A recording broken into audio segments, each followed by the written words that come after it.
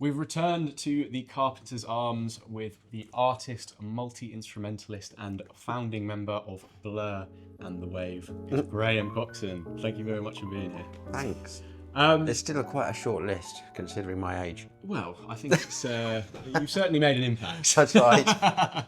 Throughout my teenage, I think I was always chasing clothes, always was kind of obsessed with clothes, and I don't know where it started. It may have started with the Ipcrest file, and then my love of Aquascoot and Max, and glasses like this, you know, Harry Palmer, Michael Caine, all the rest of it. Or my dad was bandsman in the army, so maybe it was something to do with how great he looked in the black shoes and uniforms and things like that. But in those days, you sort of had to do a lot of work yourself. These things were not very easily available. And I used to alter my blazer. I used to sort of try to iron the lapels to try and make it into a 3-button rather than a 2-button. And then there was, you know, the desert boots or the cycling shoes or the bowling shoes or this or then. By the time I got to Goldsmiths, that was 88. So I was 19. And that was the last. The uniform basically was a suit, maybe a t-shirt underneath, and DM shoes. It was very important. And I've still got the last pair of shoes that my mum bought me before. I should have bought them actually before I left home, and they became my you'd live in them. Basically, you'd live in DM shoes, and they're covered in paint. Actually, they do make an appearance in the Park Life video by Blur. I'm wearing them in that video, but they are spattered with paint. Finding yourself sort of in the centre of the whole cool Britannia thing, were you ever conscious of you know, the way you were dressing was affecting fashion in a cultural way? Well, I suppose we were going after the mod thing. And at school I did, you know, at Parker and Desert Boots, that was sort of whatever, you know, stick that one. And we were still actually, I think, surprisingly scruffy, really, in the 90s. I think bands and stuff nowadays are a little more glamorous than we were. I just watched Pulp the other day on telly, and I was thinking about Jarvis Orwell. You wouldn't get me near a boot cut or a flare in the 90s. But he would have those low top kickers. I've got these kickers on, which are extremely rare, I think, these days. But the low top kickers, I spent actually for 20 years looking for a pair of those. He was the only one who was quite put together of everybody. He was the only one who was quite happy with that sort of. It was more of a 70s thing where it seemed that everyone was chasing the 60s and the 90s. And I mean, were you ever styled? Like, was someone telling you what to wear, or were you just? I was always told I didn't need it. You look good in anything when you're flipping 24. Whatever kind of a suit from the 40s, the 60s, the 70s. You know, that there's something about being young in clothes like that you can sort of just carry it off. And I've always been lucky that I'm of average height, shape, you know, things just sort of get away with it. Things just sort of fit. I've always loved jeans. And still will buy, I haven't got any black 505s, or I haven't got, you know, obviously I've just got thousands and thousands of pairs of jeans. I've got storage units filled with, and much to the despair of Rose. Would you say it's like, an addiction? God, But going to what goes around comes around. Justin's old store in Camden Market where I got those. You know, there was something about those jeans and how they fit. And the quality of the denim, you know, I didn't know. I haven't gone that deeply into it, but I knew that there was something about them that was really, really nice, and that I had to sort of look after, not treat them so bad. But the Japanese stuff that came a bit later as well with my friend Mike, who Mike Smith, who's sort of Blur's keyboard player and general guy who tells everyone what to do. And his love of going to Japan in the 90s and going to get big E's, you know, things like that. And then on our recent trip there a couple of years ago, we went around all the place, you know, D'Artisan, and you know, we just in 100% humidity, 40 degrees. I don't know how they wear jeans over there. Oh, so I know, and with jet lag as well. It was just. We were committed. You know, I got a lot out of Mike. He got me in, you know, he really got me obsessed with jazz again and Japanese denim, and that's quite a good mixture of stuff. I mean, do you find yourself sort of wearing the clothes like to work in? Because you mentioned like paint splatter Doc Martens and that sort of thing? Do you like putting your own some kind of mark on the clothes you wear? I sometimes think, God, I'm really dressed like Graham Coxon today, which is a weird thing to think, but it might be because something to do with the glasses and the type of jacket. It's probably a stripy t-shirt, sort of classic really, but I do realise that sometimes I dress like him. And in a lot of ways, that is what clothing is always sort of meant to be. It's a sort of it's sort of like an acting kind of outlook really. It's like a character. So I have so many different types of clothes that I can wear that will be completely different from another sort of look, and so it's a different, almost like, I'm not a split personality, multi-personality like person or anything, but it's almost like that with the clothes. Do you know what I mean? It's like, well, I want to sort of dress like you know, a spy from the 50s today, or I'm just, you know, going to be really just smart and put a nice suit on. And how about a shirt today? You know, and shoes as well was another obsession of mine. I mean, I think you've spoken quite openly about sort of anxiety before. Yeah, I wonder a lot of that today. Well, hopefully we're not causing it. No. Because I almost see clothes as a way, almost like an armour, like a way to kind of, this is the way I want to appear to people. I wonder if you think the same way, and if that is a way for you to deal with that kind of anxiousness, if you're using clothes to almost portray it. I do. Yeah. I think so, and that's actually an inverse, in a weirdly inverse way. I have not dressed quite as well as I maybe should, because I always think dressing well gets attention. Yeah. And sometimes I don't really want that. I think I dress down mostly, and I do like dressing up, and I do have a lot of really, really nice clothes, and I guess it does make a difference if I go out dressed nice, but I have to be in that right frame of mind. Sort of one of your latest projects is the Waeve, and Rose, who is your partner, you sort of co-front it together. And I wanted to kind of, what's that like to kind of create musical output with your partner? Do you find it easier? Do you find it more difficult in some ways? That's absolutely a different sort of way of working with somebody where, you know, I'm very aware of, I didn't want to be dominating the space with a load of masculine nonsense. It's not like I've ever been a sort of a macho type bloke anyway, but I didn't want to fill that musical space with that energy. I wanted to give her a lot of room. If we're allowed to divulge that this is a Monday. Yes, I'm sure we are. Today would be, you know, how little and now, you know, she always says, God, I got a bit more than I blooming bargained for, didn't I, making music with you? Suddenly there's 3 albums, we're writing a 3rd album, we've got a 3-year-old, so she's, she did a bit. Well, but it's a bit like, well, do you feel like doing a bit of, or should we just put our feet up and watch a bit of, you know, Antique Suede Show? Whereas in our first record, it had this kind of crazy energy because me and her were somehow converging in many kinds of ways, really. I guess creatively and emotionally and everything. We sort of, so it was kind of thick with this bristling mad energy. And the music business is so hard now. You know, it's really, really difficult. I think you mentioned your daughter sort of introduced you to kind of bands like Black Country, New Road. Oh, Pep-Up. Black Midi, Jockstrap, I know you've mentioned.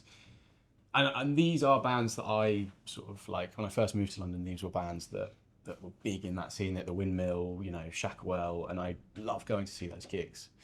And I you know, you now look around and there's so many venues closing down, there's so many venues struggling, and I wonder what your view of that is, sort of, as these grassroots venues start to disappear, how you feel about that, especially compared to... Well, it's just not even hard for the venues. I mean, the venues that they're closing is terrible, of course, but also that I don't think bands themselves can hardly afford to do what they want to do, even if it's, you know, it's like with Waeve. You know, we've got this wonderful band that we use live, but we're not a band. You know, they're good friends of ours, and a lot of them go back a long way with Rose. And even if you look at it as a band, as a sort of a business, everything has just become a lot more difficult. Not that writing songs is difficult. That just means, you know, a few quiet nights in and, you know, getting on with it. And it seemed like the 90s were this sort of last hurrah where the music business was just rolling in dosh and didn't know what to do with it. They, you know, they threw it around all over the place, you know, EMI conferences and things, you go there and it was sort of excess. But I don't think anybody actually really knew that that was the last hurrah when it was happening and things were going to change. Yeah. Some people warned. I mean, Dave Rowntree, the Blur's drummer, was warning EMI long before about the internet and said, you should get your shit together because this internet is going to really change things. And they were like, oh, don't be silly, Dave. Have another glass of Amarone or something, you know. And it's like, well, actually, he was right. Yeah. Shit. I mean, do you see it, like, is there any bands right now that you really see as, like, the future? I mean, you tell me, you're younger than I am. I listen to Six Music a lot, and I don't know whether I should be. But the thing is, I hear a lot of things, and I'll possibly be just become obsessed or interested in one element. The whole thing may not particularly do it for me, but there'll be something in there. Yeah. But I thought Concrete Over Water by Jockstrap was one of the best things I've heard. I think they are such a unique sound that I haven't really heard anywhere else. And I like how, with them, that it's almost everything is pushed to destruction. Yeah. And the fact that halfway through a song, you know, it's just her singing on a piano, and it's like There'll be some. It's gone from a studio space into sounding like it's just in a sort of any room in your house, and then it goes back again. And I like that. I mean, to me, that's a sort of postmodern, modern sort of psychedelia. Yeah. It entertains the drug deer, which is what I used to. Maybe I'm getting carried away, but you know, it's the drug deer. The drug deer, or the drug deer. I don't know quite which one it is, but I mean, it's entertaining for me as somebody who loves music and loves sound. How that can be so sort of effective. I mean, you play a huge litany of instruments. Do you find yourself listening to music in a different way? I play a lot of instruments, but not a lot of them very well, and I think that's a good thing. Yeah.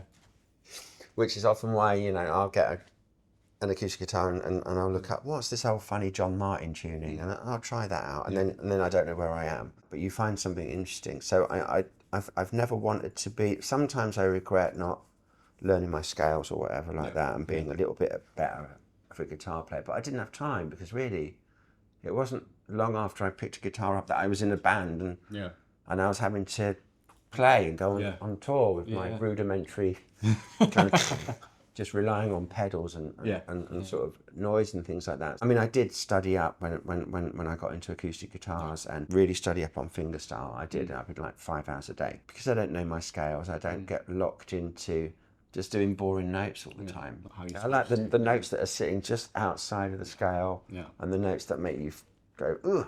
That's what I mean about that sort of a psychedelia in a way. But if I'd have really learned proper, then I may not have been quite so interesting as a player. I mean, some people think I'm crap, and they'd be right, but other people will say the complete opposite. Well, so like one of the 30 best guitarists in the world at one point. Yeah, I mean, but the thing is, in those lists, they don't mention some really truly amazing guitar players. You know, they miss them out completely.